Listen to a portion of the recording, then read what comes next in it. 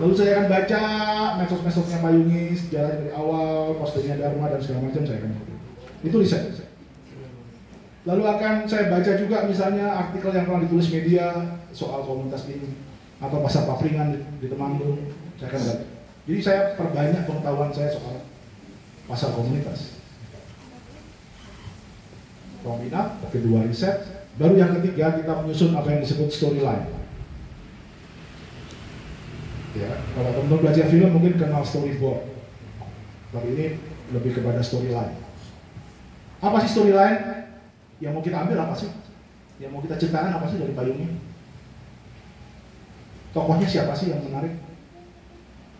Bisa kita ambil contoh ibu-ibu yang memulai dari nol, atau bisa kita mulai dari orang yang dulu sangat menentang Payungi, tapi justru sekarang dia menjadi penggerak aktif. Jadi ada perubahan karakter before after, dan itu dalam cerita menarik. Jadi tulis storyline, dari riset turunkan jadi storyline. Dibuka dengan apa cerita ini, tutup dengan apa yang paling menarik, momen apa yang harus kita punya, gambarnya, dan segala macam.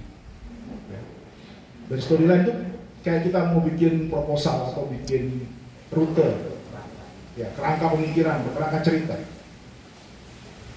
Setelah itu baru kita mulai, kalau dari kami bahasanya produksi, mengeksekusi. Kita mulai syuting, mengumpulkan foto. Coba minta dong foto-foto 5 tahun lalu.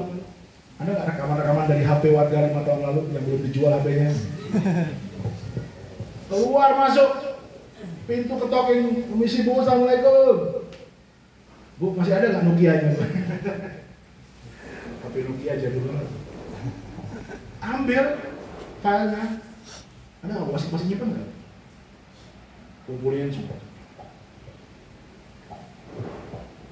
Dan itu pekerjaan berikutnya adalah pekerjaan ketelitian.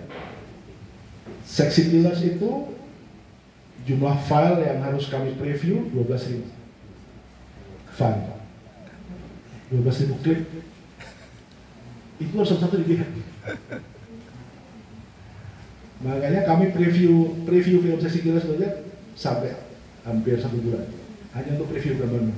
Nulis naskahnya 28 hari. Ngeditnya 2 bulan. Jadi ngumpulin 12.000 file itu soal lain. Tapi energi harus disisakan untuk ngeliatin lagi 12.000 itu. Untuk apa? Untuk mendapatkan gambar terbaik, momen terbaik, kutipan omongan orang terbaik.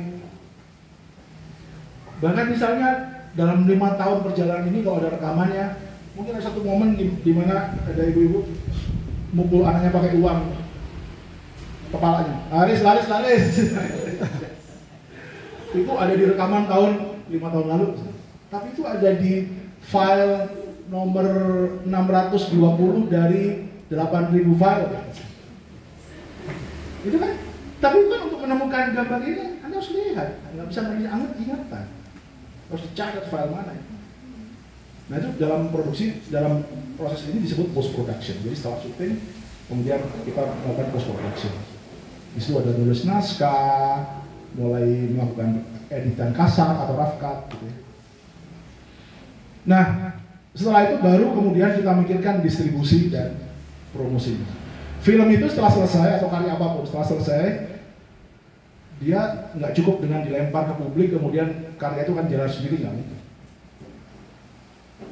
Karya itu harus tetap didorong, dia nggak bisa diguirin gitu sendiri, nggak bisa. Harus ada energi internal dan energi eksternal yang menggerakkan karya itu supaya ditonton orang. Ya kalau teman-teman bikin konteks seperti ini mungkin cukup bikin 1-2 kali forum, semua nonton, ketawa bareng, oke. Tapi kalau tujuannya lebih jauh dari itu, supaya masyarakat lain mungkin terinspirasi, atau pemerintah mungkin kepikir mendesain konsep pasar kotaknya dengan filosofi seperti Payungi, maka perlu ada strategi-strategi untuk membuat konten itu bergulir. Korea ketika bikin K-pop, itu bukan untung-untungan, tapi dirancang by design, ada studinya, ada industrinya, ada kebijakan pemerintah yang dibikin supaya musik Korea dan K-popnya atau drakornya bisa jadi selera dunia.